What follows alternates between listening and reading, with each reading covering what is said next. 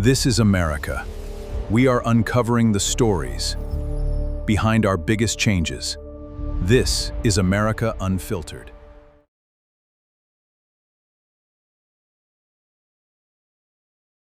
Right now, across America, there are nearly 500,000 people living full-time in RVs. Yeah. And, when I say that, the cultural script we've all been fed immediately paints a very specific, a very pleasant picture. You imagine a couple in their late 60s wearing matching fleece vests, driving through Yellowstone. Oh, so sure. Living out the hashtag van life dream. Exactly. But the data we are looking at today shatters that completely. Because for the vast majority of these 500,000 Americans, whose average age, by the way, is over 60, this is not a lifestyle choice. Not at all. It is a strict economic mandate. Right. They're living in vehicles because the average Social Security check right now is about $1,976 a month. And the average rent for a basic apartment in most cities completely consumes that, or just far exceeds it. Yeah, the math just stops working. It really does. I mean, Yeah. if your entire monthly income is under $2,000 and a one-bedroom apartment costs $1,800, you literally cannot afford the physical ground you stand on. Which is a terrifying reality. It is. So welcome to this deep dive. Today we are looking at the brutal, unvarnished math behind the vanishing American dream. We are going on an investigative exploration into a crisis that is quietly but fundamentally reshaping this country. Yeah, it's happening everywhere. Right. And our mission today is to answer one critical question. Why is retirement security disappearing for millions of Americans? And we have a mountain of data to help you, the listener, understand exactly what is happening. We really do. We've synthesized research from the Urban Institute, the deeply concerning 2026 Social Security Trustees Report, the TIAA Institute, the National Institute on Retirement Security. I mean, an IRS report, right? Exactly, the NIRS, plus insights from the banking sector and several profoundly moving firsthand accounts. We are looking at a massive systemic failure that touches housing, inflation, debt, and policy. And it's all colliding at once against our most vulnerable demographic. Okay, let's unpack this, because to truly understand the sheer gravity of these reports, these massive macroeconomic numbers, we first have to look at the human reality on the ground. Right, the real people. Yeah. We had to strip away the theory and look at what retirement actually looks like for people waking up this morning, because the reality is a stark, honestly terrifying departure from the traditional promise.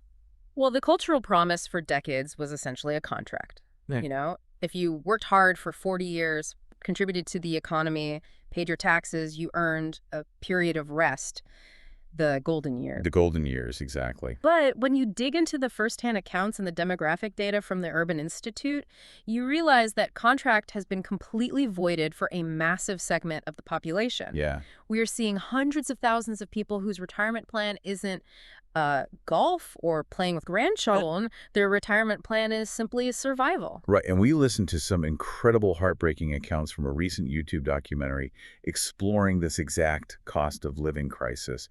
And there was one story that completely anchored this data for me. Oh, the widow in Santa Fe. Yes, exactly. A 70-year-old widow from Santa Fe named Olivia Marino Carlson.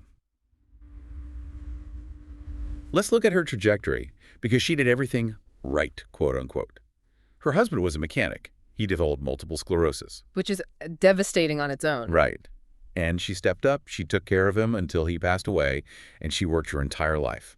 Now she is 70, living solely on Social Security, and she literally cannot afford the basic logistics of staying alive. It's just tragic. She is actively looking for work right now because the monthly math simply does not add up. And the logistical nightmare she is facing is unfortunately incredibly common. I mean, think about what looking for work at 70 actually entails. Yeah, it's not just, hopping on LinkedIn. No, it's not just sending out a resume. It's the physical toll of standing on your feet for an 8-hour shift at a retail store. Right. Or the cognitive stress of navigating gig economy apps, all while managing the natural health decline that comes with your 70s. Cool. The Urban Institute data highlights this beautifully and tragically. The number of senior households considered severely cost-burdened. Wait, what does severely cost-burdened mean exactly? It's the technical term for spending more than half of your total income just on housing. More than 50% just on rent. Wow. Yeah, and that demographic has nearly doubled over the past 2 decades. We are talking about almost 11.7 million senior households living on that knife's edge. And when you fall off that nice edge, Yeah. the safety net just isn't there. There was another voice from that same documentary that I haven't been able to stop thinking about. Yeah, the 61-year-old. Yes, a 61-year-old who is currently homeless. They described, in this very quiet, resigned voice, how they have slept outside for several winters in a row. No tent, just a sleeping bag on the concrete. Unbelievable. And they said, and this quote just stuck with me, "I don't want to do it for one more winter. I get tired of walking and carrying my things around." I want you, the listener, to really internalize that. At 61 years old, after a lifetime in the American economy, getting tired of physically carrying everything you own so you don't freeze to death. And what makes it worse is the bureaucratic coldness of the systems designed to help them. You have seniors who finally swallow their pride, they go to the state assistance office, wait in line for hours, and apply for SNP benefits, food stamps. Right. And the algorithm spits out a rejection. Why? Because their Social Security check puts them $8 a month over the poverty line threshold. $8. Wait, let's pause on that. They are rejected for food assistance because they make $8 too much. Exactly $8. It sounds like we pulled the rug out from under people right at the exact moment they cross the finish line. I mean, how does this happen? How do we go from an economy that invented the concept of the golden years to seniors skipping meals to stay warm? It doesn't happen overnight. It's a profound systemic failure. And to answer how we got here, we have to trace a massive multi-decade shift in how Americans are forced to save for the future. We have to look at the transition from defined benefit pensions to what is essentially a do-it-yourself retirement system centered around the 401k. I think we really need to explain the mechanics of that shift because I think a lot of younger listeners don't fully grasp what a pension actually was. Oh, absolutely. It's a completely foreign concept to anyone under 40. Right. Like my grandfather had a pension. You worked at a manufacturing plant or a corporation, and when you hit 65 and retired, the company just sent you a check every single month until the day you died. It was guaranteed. Exactly. That is the essence of a defined benefit system. The benefit you receive is defined and it's guaranteed. In that system, the employer bore 100% of the risk. Meaning if the stock market crashed, the worker didn't lose their retirement. Right. The employer pooled all the employees' money together into a massive fund, hired professional money managers, and invested it. If those investments tanked, it didn't matter to your grandfather. The employer still legally owed him that exact monthly check. They had to make up the difference. But corporate America looked at that immense financial liability and decided they wanted out. Precisely. Starting in the late 1970s and really accelerating through the 1980s, corporations began shifting away from that model. They replaced it with defined contribution plans. Like the 401k. Yeah, the 401k is the most famous of these, and the mechanism is completely inverted. Now, instead of a guaranteed payout at the end, the only thing that is defined is what you contribute now. Right. You put your own money in, maybe your employer matches a small percentage if you're lucky, and whatever that pile of money grows into or shrinks into is all you have to live on. It's like we replaced commercial airlines with DIY jetpacks. Oh, that's a good way to put it. Yeah, pensions with a commercial flight, right? Yeah. A professional pilot flew the whole company to retirement safely, weathering the storms. The 401k basically handed every employee a box of complex financial parts, pushed them out the door, and said, build your own jetpack and good luck navigating the market turbulence yourself. That's exactly what happened. And we are looking at the Senate testimony of Michael Calabrese, along with an incredibly detailed report from the National Institute on Retirement Security, the NIRS. And they lay out exactly why handing everyone a DIY jetpack is failing so dramatically. Yeah, the data is grim. Because the first problem is that not everyone even gets a box of parts. That is the foundational crack in the system. A 401k is highly dependent on the benevolence of your specific employer. Today, employer-sponsored retirement plans cover fewer than half of all private sector workers in America. Fewer than half. Yeah.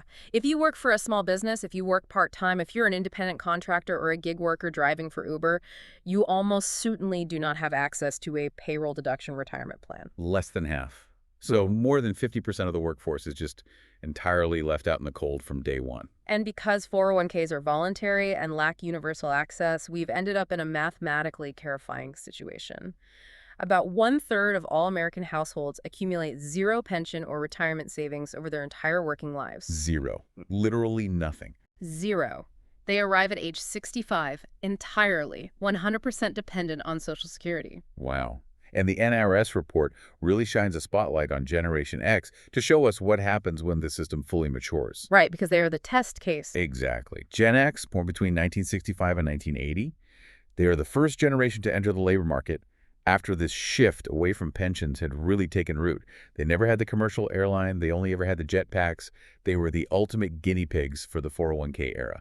And the results of that experiment are disastrous. When you look at the median retirement savings for Gen X households right now, people who are in their late 40s and 50s, rapidly approaching retirement age, the median is just $40,000. Hold on, let's break that down. Yeah. You're telling me the generation that is currently in their peak earning years, who have been working for 30 years, has a median of 40 grand. That's what the data shows. But wait, if you retire at 65 and live to 85, that's a 20-year retirement. $40,000 stretched over 20 years is roughly, $166 a month? Yep. How is that even mathematically possible? Didn't they get company matches? Didn't the stock market have massive bull runs over the last 3 decades? It's absolutely mathematically possible when you consider the volatility of life without a safety net. Yes, there were bull runs, but there were also the dot-com bust, the 2008 financial crisis, and massive periods of wage stagnation. Right. Life happens. Exactly. And it gets so much worse when you look at the bottom half of Gen X earners. The median is $40,000, but for the bottom 50% of Gen X, they only have a few $1,000s saved in total. A few $1,000s. I mean, you could wipe that out with a single transmission failure on your car or one trip to the emergency room for a broken arm. Easily. Which perfectly explains the next data point we found. Because people are so underfunded and life is so expensive, we are seeing a mass cannibalization of the savings they do have. The data from Investment News shows that 61% of older workers are already regularly withdrawing from their retirement accounts just to cover current day-to-day expenses. Right. And if we connect this to the bigger picture, you see the fatal structural flaw of the DIY system. It lacks what institutional economists call patient capital. Patient capital. Okay, explain that mechanism for us. What does capital being patient actually mean in practice? Sure. Think of a massive multi-billion-dollar pension fund. That fund is designed to be immortal. It buys a 10-year treasury bond or a massive block of index funds, and it just holds them. Okay. If the stock market crashes by 30% in 2008, the pension fund doesn't panic. It doesn't need to sell those assets at a massive loss tomorrow because it has decades to recover. Its capital is patient. It can weather the storm. Right, because the pension fund doesn't suddenly need to pay for a root canal. Exactly. But in a 401k system, the individual bears all the market risk and all the liquidity risk. The capital is not patient. It is inherently panicked. Panicked capital. Yeah. When life happens, a job loss, a medical emergency, a sudden spike in grocery prices, the 65-year-old has no choice but to raid their own future to survive the present.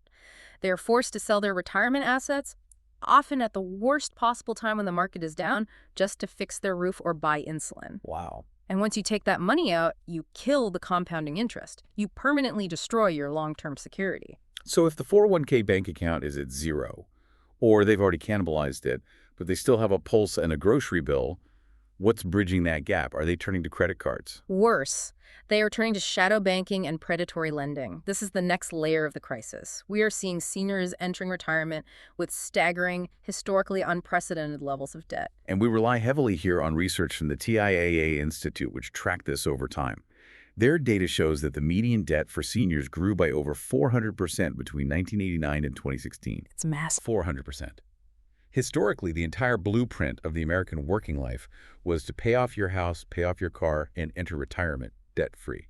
You lived on a lower fixed income, but it was fine because your expenses were practically zero. Yeah, that paradigm is completely dead. Today, 37% of near retirees still carry a mortgage into their late 60s and 70s. And deeply concerningly, 10% of them have been late on those mortgage payments recently. 10% are late on mortgages. Yeah, but the mortgage isn't the real threat. The real threat is the type of consumer debt they are carrying. It's highly toxic, high-cost debt. Right. This isn't a 3% fixed-rate mortgage used to build generational wealth. We're talking 36% of these near retirees are carrying credit card balances month to month, absorbing 20% or 25% interest rates. Exactly. But the most alarming statistic from the TIAA data, the one that made me physically stop reading and check the source, is that 18% of near retirees have resorted to alternative financial services. Alternative financial services is the polite academic term for predatory lending. We are talking about payday loans, auto title loans, rent-to-own schemes, and pawn shops. Almost 1 in 5 people nearing retirement is taking out a payday loan. That is absolute financial desperation. It really is. Let's walk through the mechanics of a payday loan for a senior because it is a mathematical death spiral. Let's say a senior's car breaks down and they need $500 to fix it so they can drive to their part-time job. They go to a payday lender.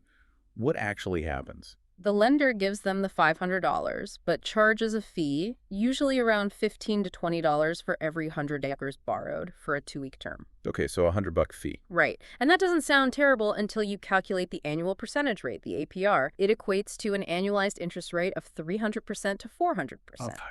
Now, in 2 weeks, the senior gets their Social Security check. But that check is already entirely spoken for by rent and utilities. They cannot pay back the $500 plus the $100 fee. So what do? They roll it over. Precisely. They pay the $100 fee just to extend the loan for another 2 weeks. 2 weeks later, they do it again. Over the course of a year, they could easily pay $2,000 in fees on a $500 loan and still owe the original $500. That's criminal. It is an inescapable gravity well that extracts wealth from the poorest citizens. And there was another debt statistic in there that completely baffled me. Student loans. 15% of near retirees hold student debt. I had to ask myself, why on earth is a 65-year-old carrying student loans into retirement? Are they going back for a late-in-life master's degree? In a few cases, yes. It's their own debt from returning to school in their 40s or 50s to try and reskill and stay competitive in a ruthless job market. But the overwhelming, heartbreaking reality is that this is generational sacrifice. This is debt they've taken on, or more likely co-signed for their children or their grandchildren. They are co-signing loans for a 19-year-old's university tuition. Yes. Because the cost of higher education has exploded so violently, the parents and grandparents are stepping in to try and give the next generation a leg up. But what happens if the grandchild graduates, can't find a job in their field, and defaults on the loan? Oh, no. The federal government doesn't care that you're 70. They will come after the cosigner. They can, and routinely do, garnish a portion of that senior's Social Security check to pay the grandchild's student loan. That is brutal. They are sacrificing their own literal survival for their descendants, and this entire debt trap is severely compounded by a widespread systemic lack of financial literacy. Right. The financial literacy data in the TIAA report is grim. They gave older Americans a very basic 6-question quiz on fundamental economic concepts, things like compounding interest, inflation, and how credit scores work. The average score was 3.69 out of 6. They barely passed. And this is where we have to have deep empathy rather than judgment. If you don't fully understand the mathematical mechanism of how compounding interest weaponizes itself against you on a 300% payday loan, or how a co-signed student loan creates a legally binding claim against your future government benefits, you are incredibly vulnerable. You don't even see the trap. Exactly. The modern financial ecosystem has become so intentionally complex that without that literacy, you are essentially walking through a minefield blindfolded. And paying off any kind of debt, let alone a 300% interest payday loan, is functionally impossible when the purchasing power of the few dollars you do have is evaporating. Oh, absolutely. I mean, if the 401k is empty and the credit cards are maxed out, what happens when the price of simply existing goes up? We have to look at the vice grips squeezing today's seniors. Yeah. The relentless, suffocating reality of inflation. Investment news data recently showed that a staggering 91% of older U.S. workers say inflation or recent tariff policies have fundamentally reshaped or entirely ruined their retirement plans. It is the single biggest wrecking ball hitting the older demographic right now. Now, before we dive into the specific math of inflation and tariffs, I want to make something very clear to you, the listener. Our source materials heavily discuss the economic impacts of recent Washington policies, specifically the new administration's tariff policies and the Inflation Reduction Act's $2,000 Medicare cap. Right. When we look at these policies today, we are putting Washington politics completely aside. We are not endorsing any political viewpoint, candidate, or party. We only care about the calculator. Our mission is strictly to figure out what the math actually means for a 70-year-old's wallet. And economically speaking, looking purely at the calculator, sticky inflation is the absolute worst-case scenario for anyone living on a fixed income. The Federal Reserve generally targets a 2% annual inflation rate. They believe a slow, predictable 2% growth creates long-term economic stability and encourages investment. But we haven't lived in a 2% world recently. Well, not at all. We've seen massive, sticky, sustained inflation. Let's quantify that. What does sticky inflation actually do to a retiree? To put it in brutal perspective, the Senior Citizens League calculates that Social Security benefits have lost roughly 20% of their buying power just in recent years. 1/5 of their ability to purchase goods, gone, evaporated into thin air. But wait, I want to push back on that. Doesn't Social Security have a built-in defense mechanism against this? The cost of living adjustment, the COLA. If inflation goes up 5%, doesn't the government just bump the Social Security check by 5% to protect them? In theory, yes. The CLA was designed to be exactly that shield. In practice, the mechanism is fundamentally flawed when dealing with rapid price spikes. Social Security recipients received a 2.5% COLA recently. But the problem is how that 2.5% is calculated. The CLA is inherently backward-looking. Meaning it relies on old data. Exactly. The formula specifically looks at inflation data from the third quarter of the previous year to determine your bump for the current year. Oh, I see. So, when you are living in an environment of rapid, sticky inflation, where the price of eggs or gas jumps 10% in a month, a 2.5% bump, based on what the economy looked like 9 months ago, does absolutely nothing to help you at the grocery checkout line today. Structurally, the defense mechanism is designed to lag behind reality. And the reality of those specific price spikes is brutal. We're not talking about seniors having to give up luxury vacations or new cars. We are talking about the absolute essentials of human survival. Basic needs. Right. The data shows shelter costs, rent, and maintenance are up 4.4%. Transportation services, simply getting to the grocery store or the doctor, up 8%. And crucially, terrifyingly for seniors, healthcare services are up 2.7%. Healthcare is the silent killer of retirement portfolios. It naturally, unavoidably increases as we age, and the medical inflation rate routinely outpaces general economic inflation. That's a scary thought. Now, the Inflation Reduction Act did introduce a $2,000 annual out-of-pocket cap for Medicare Part D prescription drugs. That is a tangible mathematical relief for those with massive pharmacy bills. But the broader costs of care hospital stays, in-home nursing, specialized treatments are suffocating. The CBC data on how seniors are responding to this is incredibly dark. Yeah. They're tracking a massive surge in seniors who are actively rationing their own medical care. Rationing, yeah. They are skipping medication doses or cutting pills in half or delaying prescription refills by a week or two simply because they cannot afford the co-pays at the pharmacy counter. They are literally sitting at their kitchen table, looking at their budget, and choosing between keeping the heat on in January, eating 3 meals a day, or taking their heart medication. What's fascinating here is how this inflationary environment triggers a mathematical death spiral we briefly touched on earlier, sequence of returns risk. Right, sequence of returns. Let's walk through a simulation. Let's say you retired in 2022 and you actually managed to save a decent portfolio. You have $300,000 in a 401k. Okay, a solid nest egg. Right. You plan to withdraw 4% a year, which is about $12,000, to supplement your Social Security. But then sticky inflation hits. Your rent goes up, groceries double. Suddenly that $12,000 isn't enough to survive. You need $20,000 just to keep the lights on. So you are forced to withdraw larger amounts from your portfolio. But in 2022, the stock market also took a massive hit. Precisely. If the market is down 15% at the exact same time inflation is forcing you to withdraw more money, the math is catastrophic. You are selling a huge chunk of your assets at a steep loss just to buy overpriced groceries. You lock in those losses. Oh, man. When the market inevitably bounces back 3 years later, your money isn't there to grow with it because you ate it. It accelerates the depletion of your life savings exponentially. Sequence of returns risk means that hitting a patch of high inflation and a down market in the first few years of retirement can mathematically ruin you, regardless of how well you saved. Okay, so personal savings are draining rapidly or never existed. Consumer debt is skyrocketing. Inflation is devouring purchasing power, and the CLA is lagging behind. Yep. The logical ultimate safety net for all of this is Social Security. It is the absolute bedrock of American society. Even if the 401k fails, surely Social Security will catch them right. I have to bring the really bad news here. The bedrock is cracking, and we can see the exact date it breaks. Uh-oh. We examined a deeply concerning analysis by the Committee for a Responsible Federal Budget, the CRFB. They analyzed the 2026 Social Security Trustees Report. And the math is terrifying. The Old Age and Survivors Insurance Trust Fund, the OASI, which pays out the retirement benefits, is projected to become completely insolvent in just 6 years, by 2032. 6 years, 2032. That is tomorrow in economic terms. How did the deficit get so large so fast? To understand the scale, over the next 10 years alone, the system faces cash deficits totaling $3.8 trillion. Trillion with a T. Trillion. Wow. The root causes are a collision of demographic shifts and recent policy decisions. Demographically, the math is simple. We have an aging, massive generation of baby boomers drawing benefits, and proportionally fewer younger workers paying into the system. The trustees recently lowered their ultimate fertility rate assumption to just 1.75 children per woman.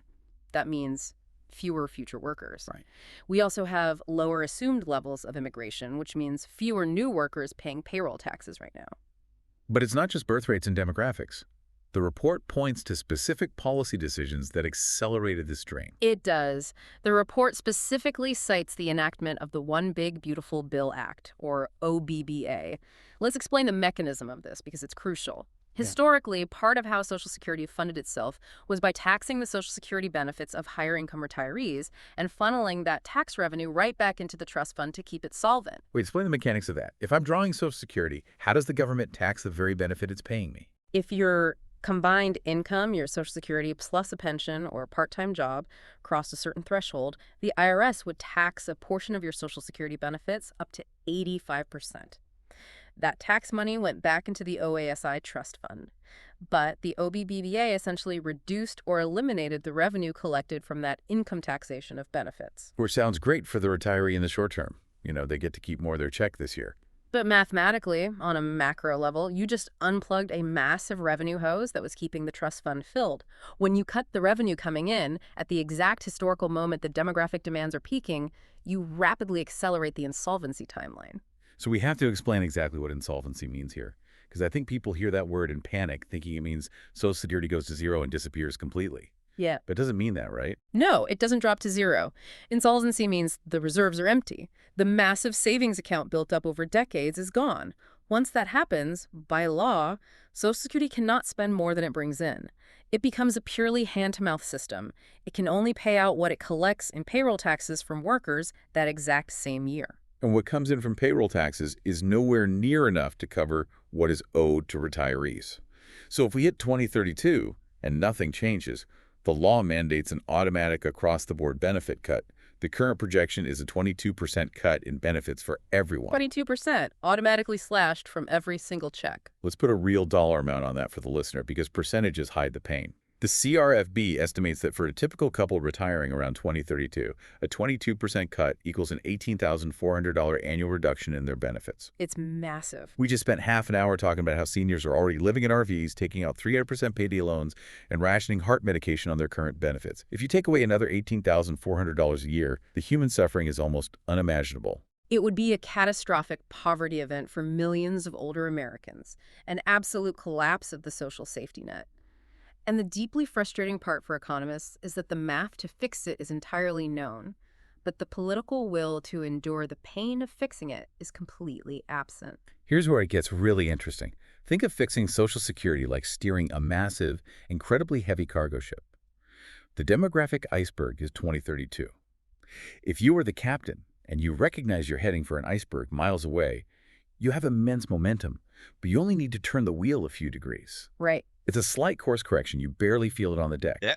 But if you ignore the radar and wait until the iceberg is directly off the bow, you have to throw the massive engines in reverse, whip the wheel hard to port, people are thrown to the deck, alarms are blaring, and even then your momentum might still carry you right into the ice. That is the perfect analogy for policy momentum. The trustees' report makes this mathematically explicit. If policymakers acted today, right now, they could restore long-term solvency with the equivalent of a 34% increase in the payroll tax rate or a 25% reduction in total benefits. Obviously, neither is politically popular. Nobody wants to raise taxes or cut benefits. But it's the mathematical reality of a few degrees of course correction miles away from the iceberg. But if they wait. If they wait until the trust funds run out, the required adjustments become drastically, violently more painful. The CRFB calculates the fix becomes about 15% harder. You'd suddenly need a 40% tax increase or a 29% benefit cut. The longer we wait to turn the wheel, the more brutal the physics of the correction become. So let's look at the impossible, claustrophobic reality facing the individual listener or their parents today. Your 401k is depleted or non-existent. Your daily costs for food and shelter are skyrocketing due to sticky inflation. You have toxic, high-interest consumer debt. And the primary safety net, Social Security, is staring down a legally mandated 22% cut in 6 years. What choice do seniors actually have? When you lay the math out like that, it's clear. They have exactly one choice. They have to go back to work. Which brings us to the massive unretirement trend. We looked at labor data from creative planning, And the numbers are stunning. The 75 and older age group is currently the fastest growing demographic in the entire American workforce. It's wild to think about. Think about that. Not teenagers, not recent college grads. 75-year-olds. They have more than quadrupled in size as a percentage of the workforce since 1964. Now, to be fair to the data, it is important to note that it's not exclusively driven by financial desperation for every single person. The data shows about 42% of seniors report returning to work to avoid boredom, to maintain a daily routine, or for the very real cognitive health benefits of staying socially engaged. Sure, staying sharp and having somewhere to be is great. But the overwhelming majority, 70%, report they are returning to the labor force primarily for the money. They are unretiring because they simply cannot afford the monthly subscription cost of staying retired. And here is where the system reveals a profound, almost cruel structural contradiction. The capitalist economy functionally demands that these seniors return to work to survive inflation. But the welfare state, specifically the Social Security system, actively, aggressively penalizes them mathematically for doing so. We have to break down this earnings penalty because when I first read how this works, it was infuriating. Let's walk through the exact mechanism. Let's say a worker claims their Social Security benefits early, at age 62, because their knees are shot from heavy labor, or they got laid off and need the cash immediately to avoid eviction. Right. The government considers them to be drawing early retirement, meaning they claimed before their full retirement age, or FRA, which is usually 67 for people retiring right now. Correct. You claimed early, so you accepted a permanently reduced monthly check. But here is the trap. If you are under your FRA, you are subject to the Social Security earnings test. In 2025, the government says you are only allowed to earn up to $1,950 a month from a job while collecting early benefits. Which is practically nothing. That's a part-time job at minimum wage in many states. Exactly. And if you earn even one single dollar over that limit, the government starts clawing back your Social Security benefits. Specifically, they withhold $1 in benefits for every $2 you earn over the limit. Let's do that math. Let's say you get a job at a hardware store to pay off that payday loan, and you earn $2,950 this month. That is $1,000 over the limit. Social Security docks your check by $500. They take it right back. Yes. It is functionally a 50% marginal tax rate on the working poor elderly. In that YouTube documentary we referenced, one of the seniors summarized the absolute paradox of this perfectly. He was talking about trying to work part-time just to afford his rent increase and realizing the government was stripping his benefits away because he worked too much. To tactfully paraphrase his very colorful, deep frustration, he essentially said, in America, there's no such thing as a happy retirement. It's don't make too much money or we're going to take your money. They really don't care about us older people. This raises an important question. How can we sustain a macroeconomic policy that punishes the exact behavior working and earning that seniors absolutely need to engage in to avoid homelessness?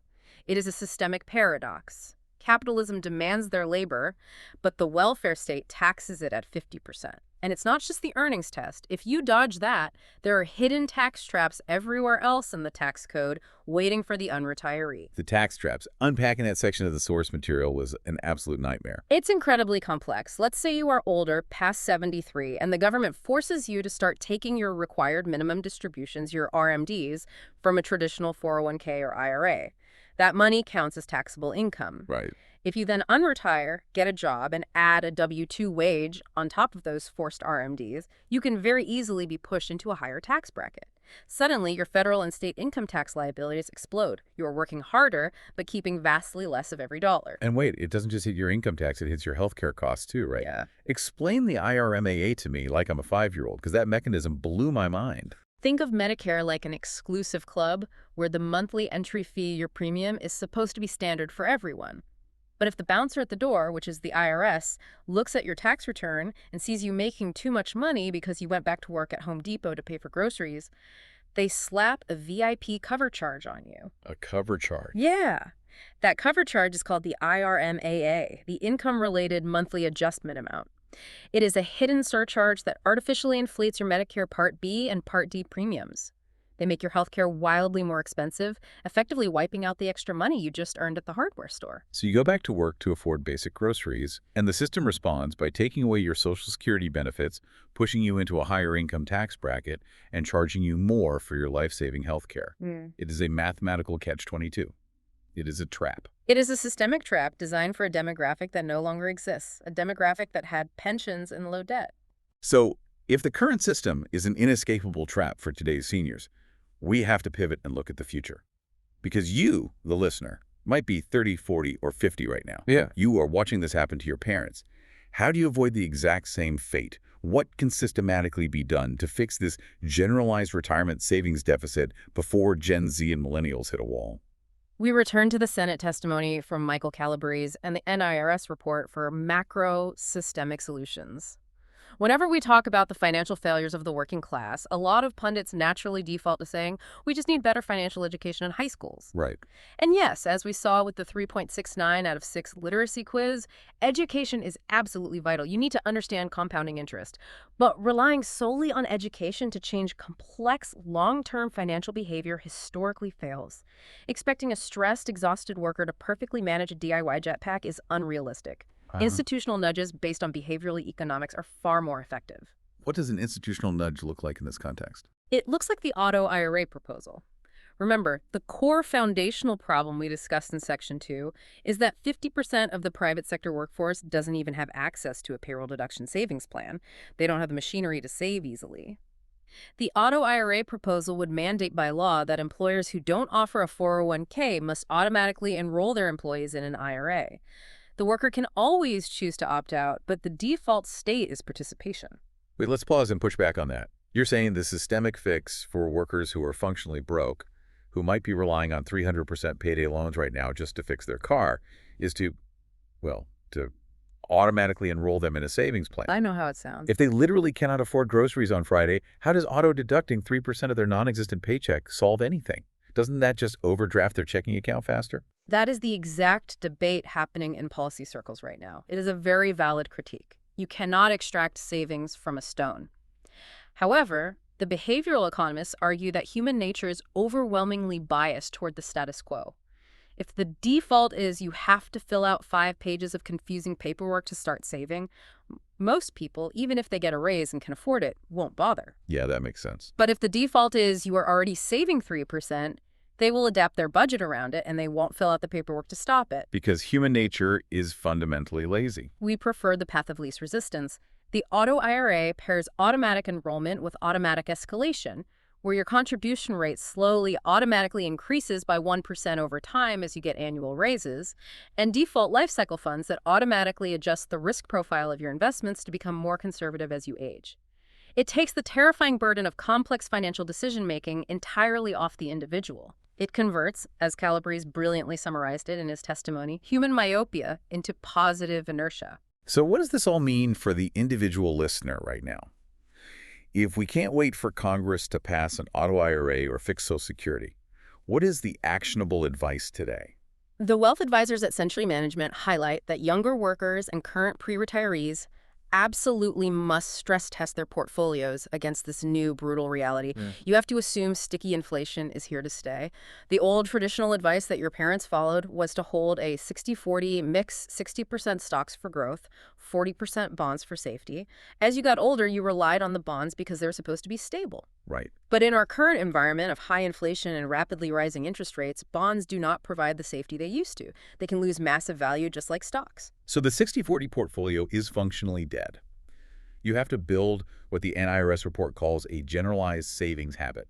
And from what I understand, that doesn't just mean throwing everything into a 401k you can't touch until you're 59 and a half. Yeah. You need a massive bucket of liquid, highly accessible savings, like a high-yield savings account, or easily sellable assets, so you can absorb those inflationary shocks or medical emergencies before retirement without destroying your long-term patient capital. Precisely. The days of relying on a single bucket of 401k money and a robust, guaranteed Social Security check are over. Resilience in the modern economy requires multiple, well-managed streams of saving and extreme vigilance against toxic debt. To summarize the core tragedy we've uncovered in this investigation, retirement in America is fundamentally transitioning.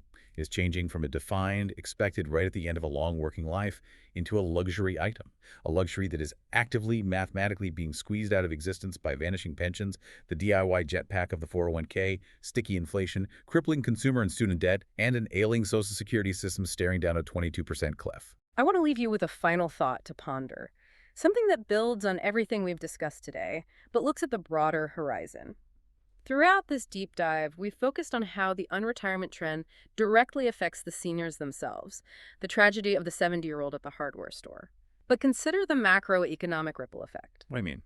If millions of older Americans are forced to remain in the workforce indefinitely just to afford groceries and rent, they are physically occupying jobs. What happens to the job market, the upward mobility, and the wage growth for the younger generations? The millennials, Gen Z, Gen Alpha entering the workforce right behind them. If the older generation mathematically cannot afford to leave, does unretirement eventually create an economic bottleneck that stagnates the entire labor market, suppressing wages and hurting everyone across the generational divide? That is a terrifying domino effect. We started this deep dive looking for a simple answer as to why people were working in their 70s. Instead, we found a remarkably complex, interconnected landscape where housing, inflation, debt traps, and contradictory policies all collide to crush the American worker at the finish line. Thank you for joining us on this deep dive. Put the Washington politics aside, keep questioning the numbers, keep demanding better the systems built to protect you, and take a hard, proactive, incredibly realistic look at the math driving your own financial future.